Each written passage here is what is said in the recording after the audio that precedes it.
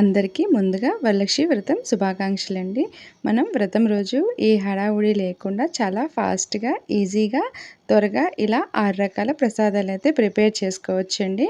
అలాగే ఈ ప్రసాదాల్ని అమ్మవారి ముందు పెట్టేసి మనం ప్రశాంతంగా పూజ అనేది చేసుకోవచ్చండి. నా పేరు శైలు. శైలస్ కిచెన్‌కి స్వాగతం. ఇక్కడ నేను ఈ శనగల్ని నైటే నానబెట్టుకుంటానండి. ఎందుకంటే మార్నింగే మనం ప్రసాదాలు చేసుకోవాలి కదా! సో, మార్నింగ్ నానబెడితే మనకు అవ్వదు కాబట్టి ఇక్కడ నైటే నానబెట్టి పెట్టుకుంటున్నాను. అలాగే ఇక్కడ నేను ఇలా రైస్ అనేది కడిగి పెట్టుకుంటానండి. చూడండి ఈ విధంగా కడిగి దీంట్లోకి సరిపడినంత వాటర్ అనేది వేసుకోవాలండి. ఇలా వేసుకొని నేను అన్నం అనేది వండి పెట్టుకుంటానండి. ఈ అన్నంతో నేను 3 రకాల ప్రసాదాలనేది చేస్తాను. అలాగే దద్దోజనం, పులిహోర, అలాగే కొబ్బరి రైస్ అనేది చేస్తాను. సో, మనం ఒకసారే వండుకుంటే మనకి ప్రసాదాలకి ఈజీ అవుతుంది. సో, చూడండి ఇక్కడ 3 విజిల్స్ వచ్చేంత వరకు అయితే ఇలా ఉడికించుకొని తీసుకుంటానండి. చూడండి ఈ విధంగా వండుకున్న తర్వాత నేను ఇక్కడ ఒక ఎలడపాటి బౌల్ అనేది తీసుకున్నాను. దాంట్లోకి ఇక్కడ నేను ఇలా అన్నాన్ని అయితే వేస్తానండి. ఇలా వేసుకొని దీనిపైన కొంచెం కరివేపాకు, మరీ ఎక్కువ కాదు, అలాగే చిటికెడు పసుపు వేస్తాను. పైనుంచి కొంచెం ఆయిల్ వేస్తాను.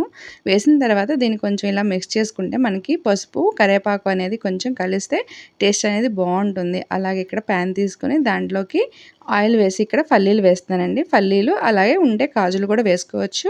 వేసి వేయించుకొని నేను ఇక్కడ ఇది రైస్లోకి అయితే తీసుకుంటాను. ఈ విధంగా తీసుకున్న తర్వాత అదే ప్యాన్లో కొంచెం నేను ఆవాలు, అలాగే కొంచెం మినప్పప్పు, అలాగే హాఫ్ టేబుల్ స్పూన్ శనగపప్పు వేసుకుంటాను. అలాగే కట్ చేసుకున్న పచ్చిమిర్చీలు, కొంచెం ఎండుమిర్చి అనేది వేస్తాను. లైట్గా కరివేపాకు కూడా వేసానండి. ఇలా వేసుకొని దీన్ని ఇలా మిక్స్ చేసుకొని ఫ్రై చేసుకుంటాను. ఆ పైన చిటికెడు జీలకర్ర అండి, మరీ ఎక్కువ కాదు. ఇలా కొంచెం పసుపు వేసుకొని ఇక్కడ నేను చింతపండు పేస్ట్ అనేది ముందే రెడీ చేసి పెట్టుకున్నానండి. ఒకరోజు ముందు చేసుకుంటే మనకి ఈజీ అవుతుంది.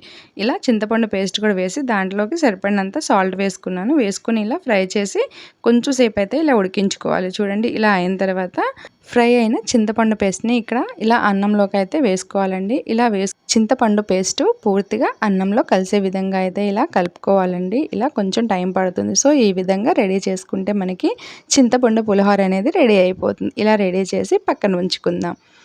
అలాగే మనం శనగలు అనేది నైట్ నానబెట్టుకుందాం కదా. చూడండి ఈ విధంగా నానాయి.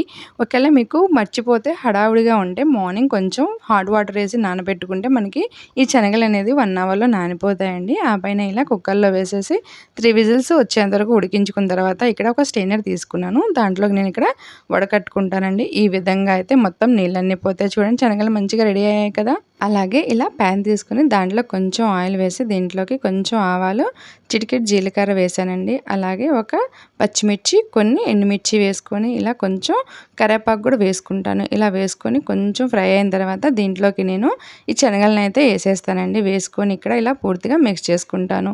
అలాగే కొంచెం సాల్ట్ వేసుకోవాలండి. ఈ విధంగా సాల్ట్ వేసుకున్న తర్వాత పూర్తిగా మిక్స్ చేసి దీంట్లోకి నేను తురిమిన పచ్చి కొబ్బరి అనేది వేసుకుంటున్నాను.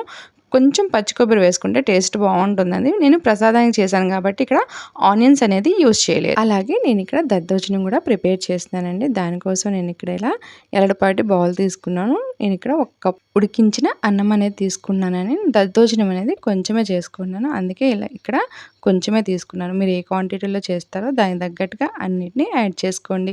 అలాగే 1 కప్పు పెరుగు, అలాగే 1 కప్పు పాలు అనేది వేసి బాగా మెతుకున్నానండి. సరిపోతే పైనుంచి ఇంకా హాఫ్ కప్ కూడా వేసుకోవచ్చు పాలు. ఆ పైన ప్యాన్లోకి ఇక్కడ కొంచెం నేను ఆయిల్ అనేది తీసుకుంటున్నానండి. ఇలా ఆయిల్ కొంచెం వేడెక్కిన తర్వాత కొంచెం ఆవాలు, కొంచెం శనగపప్పు, కొంచెం మినపప్పు, అలాగే చిటికెడు జీలకర్ర వేసుకుంటాను. అలాగే కొంచెం ఎండుమిర్చి అండ్ పచ్చిమిర్చి, కొంచెం కరివేపాకు వేసేసి అలాగే తరిగిన అల్లం ఉంటుంది కదండి, హాఫ్ టేబుల్ స్పూన్ అది వేసుకొని ఇక్కడ కొంచెం లైట్గా ఫ్రై చేసుకొని ఆ పోపుని అయితే ఇక్కడ పెరుగన్నంలోకి అయితే కలిపేసుకుంటానండి. ఈ విధంగా కలుపుకొని మనం కొంచెం టేస్ట్ తగ్గట్టు సాల్ట్ అనేది వేసుకొని ఇలా రెడీ చేసుకొని మనం పక్కన ఉంచుకోవచ్చండి. అలాగే నేను ఇక్కడ కొబ్బరి అన్నం అనేది రెడీ చేస్తున్నాను. దానికోసం నేను ఇక్కడ ఇలా పచ్చి కొబ్బరి అనేది తీసుకున్నానండి. ఈ విధంగా తీసుకొని కట్ చేసుకొని పెట్టుకుంటాను. ఆ పైన ఇలా మిక్సీ జార్లోకి వేసేసి కొంచెం లైట్గా అయితే గ్రైండ్ చేసుకుంటానండి. మామూలుగా అయితే తురుముకున్న బాగుంటుంది. ఇలా గ్రైండ్ చేసి తీసుకుంటాను. అలాగే కళాయిలో కొంచెం ఆయిల్ వేసేసి పల్లి అనేది వేసుకొని వేయించుకుంటానండి. అలాగే కొంచెం కాజు కూడా వేసాను. రెండింటిని ఇలా మిక్స్ చేస్తూ కొంచెం సేపు అయితే ఫ్రై చేసుకుంటాను. చూడండి ఈ విధంగా ఫ్రై అయిన తర్వాత ఒక బౌల్లోకి అయితే తీసి పక్కన ఉంచుకుంటాను. అదే కళాయిలో నేను ఇక్కడ కొంచెం శనగపప్పు, మినప్పప్పు, కొంచెం ఆవాలు, లైట్‌గా జీలకర్ర వేసేసి ఎండుమిర్చి అండ్ పచ్చిమిర్చి వేసుకుంటానండి.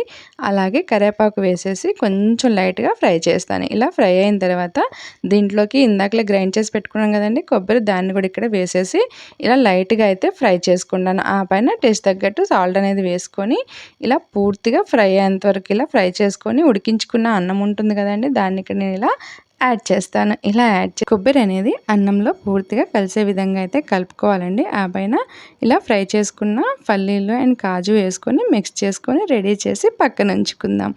అలాగే నేను ఇక్కడ గోధుమ రవ్వతో స్వీట్ అనేది రెడీ చేస్తున్నానండి. దానికోసం ఇక్కడ చిన్న ప్యాన్ తీసుకొని దాంట్లోకి కొంచెం నెయ్యి, అలాగే బాదాం, కాజు, కిస్మిస్ ఉంటే వేసుకోవచ్చండి. ఇలా వేసుకొని ఫ్రై చేసుకొని పక్కన ఉంచుకుంటాను. ఈ విధంగా తీసుకున్న తర్వాత దీంట్లోకి నేను 1 కప్పు బెల్లం వేసుకుంటానండి. 1 కప్పు బెల్లం, అలాగే కొంచెం వాటర్ వేసి ఈ బెల్లాన్ని పూర్తిగా కరిగించుకుంటానండి. ఇలా ఒక పొంగు వచ్చేంత వరకు అయితే ఉడికించుకుంటాను. అలాగే మరో ప్యాన్ తీసుకొని దాంట్లోకి కొంచెం నెయ్యి వేసుకొని ఇక్కడ గోధుమ రవ్వ అనేది 1 కప్పు వేసుకున్నానండి.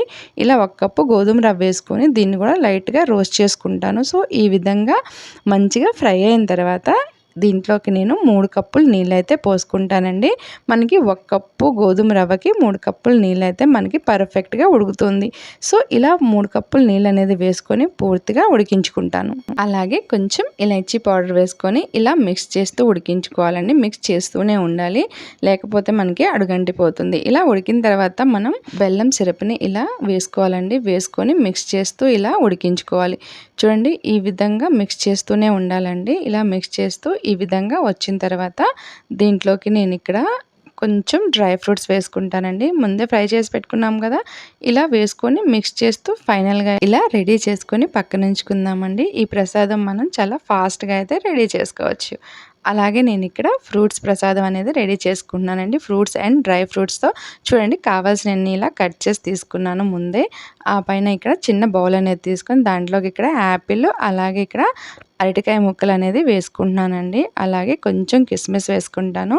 ఇక్కడ కొంచెం అంజీరా కూడా వేసుకుంటున్నాను. ఇలా అంజీరా వేసుకొని అలాగే కట్ చేసుకున్న బాదాము, కాజు అనేది వేసుకుంటానండి. ఈ విధంగా వేసుకొని కొంచెం ఖర్జూర కూడా కట్ చేసి వేసుకున్నాను. అలాగే ఇక్కడ పచ్చి కొబ్బరిని కొంచెం తురిమైతే యాడ్ చేసుకున్నాను. అలాగే 1 టేబుల్ స్పూన్ తేనెనైతే వేసుకుంటానండి. ఈ విధంగా వేసుకొని మిక్స్ చేసుకుంటాను. ఈ ప్రసాదం అనేది మనకి హెల్త్‌కి కూడా చాలా మంచిదండి. ఫ్రూట్స్ అండ్ డ్రై ఫ్రూట్స్ ఉన్నాయి కదా, ఇలా రెడీ చేసుకొని పక్కన ఉంచుకుందాం. సో చూడండి, ఇలా 6 రకాల ప్రసాదాలు అనేది ప్రిపేర్ మా వీడియో మీకు గనుక నచ్చినట్టయితే షేర్, కామెంట్ అండ్ సబ్స్క్రైబ్ చేయండి. ఈ వీడియోపై మీ అభిప్రాయాల్ని కామెంట్ రూపంలో తెలియజేయండి.